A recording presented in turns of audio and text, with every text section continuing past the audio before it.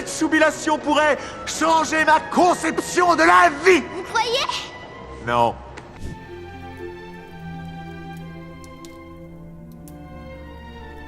Le seul, l'unique, le Grinch. Alors, est-ce que le Grinch est un des meilleurs films de Noël, voire le meilleur film de Noël? Probablement. Est-ce que je suis pas du tout objective parce que c'est un film de mon enfance? Probablement aussi. Aujourd'hui, on va parler de 10 faits sur ce film incroyable. C'est parti. Comme vous le savez, le Grinch est interprété par Jim Carrey. Et est-ce qu'un autre acteur aurait pu aussi bien interpréter le Grinch? Je ne sais pas. Mais en tout cas, il l'a fait à la perfection.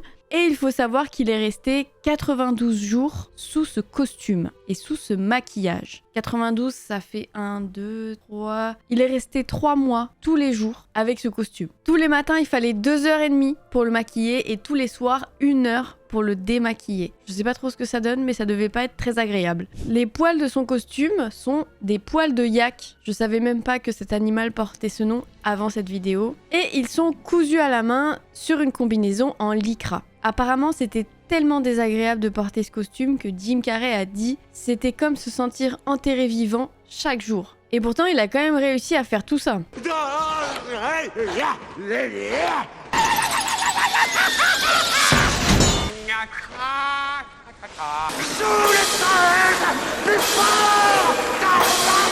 Quand on a les chocottes.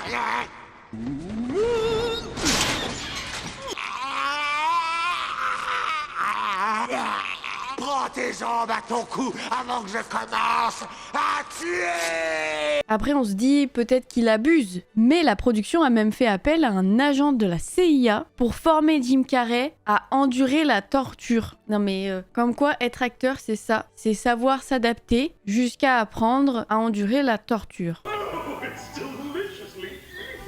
It was really a challenge, you know, because I was buried, you know, and my eyeballs were covered and my hands had long fingers on them and stuff like that. Dans la scène où Jim Carrey dirige son chien comme un réalisateur, Tu es un règne, je te situe le personnage. Tu t'appelles Rudolph, tu as un drôle de nez rouge et tout le monde t'ignore. Jusqu'à ce que le Père Noël fasse appel à toi et c'est toi qui sauveras Noël. Action.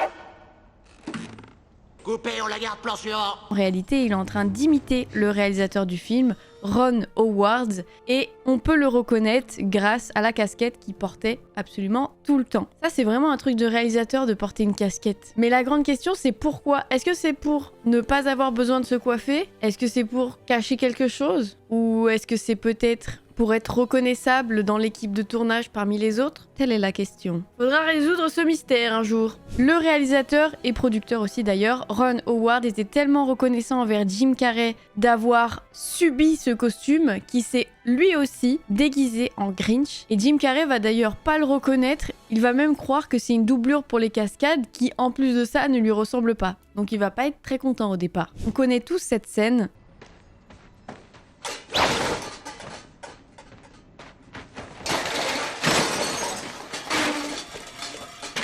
En réalité, Jim Carrey devait tirer la nappe et faire tout tomber, sauf que ça s'est pas du tout passé comme prévu. Il a parfaitement tiré la nappe, ça a rien fait tomber, alors il est revenu et il a tout fait tomber. Donc forcément, ils ont gardé cette scène au montage parce qu'elle était beaucoup plus marrante que l'original. Dans le film, le réalisateur Ron Howard apparaît, mais pas que lui. Il a aussi invité toute sa famille. Il y a son père, Rance Howard, sa fille, Brice Dallas Howard, sa femme, Cheryl Howard, et son frère Clint Howard qui joue l'adjoint du maire tout le long du film. Et le film est dédié à sa mère, donc c'est vraiment un film familial pour le coup. Dans une scène, on peut apercevoir un bol rempli de clés. Et c'est pas ce que vous croyez. Heureusement que je le savais pas avant. Ce bocal rempli de clés se trouve chez les futures tantes du Grinch et ils sont en train de faire la fête, etc.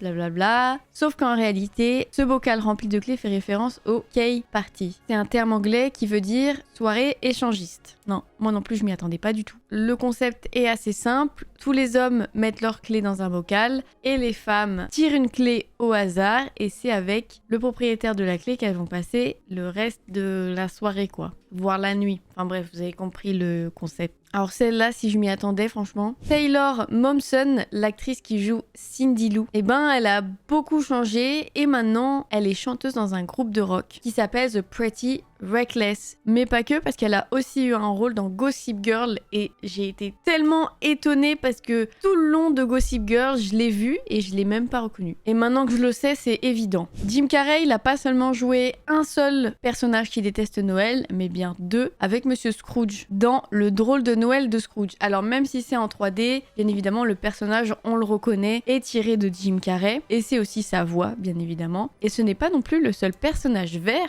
que Jim Carrey a joué. Il a joué également The Mask. Si on veut faire des liens un peu partout, c'est pas tous les acteurs qui ont joué plusieurs personnages verts et plusieurs personnages qui n'aiment pas Noël. C'est pas donné à tous les acteurs de dire « Ah bah moi j'ai joué 2 personnages verts. Ah ah, pas toi. Je raconte n'importe quoi. » Et pour le dernier fait, c'est pas évident, mais il y a une scène où dans les nuages, on peut lire RH pour Ron Howard, le réalisateur, CH pour Clint Howard, le père du réalisateur, et JC pour Jim Carrey. Et c'est que maintenant que je capte que ses initiales, c'est JC. En même temps, il y avait un petit indice, hein. Il a joué dans Le Bruce Tout-Puissant où il joue Dieu, alors il y avait un petit lien quelque part. Voilà, c'était 10 faits sur le Grinch. J'espère que vous avez apprécié cette vidéo. Non, pas déjà!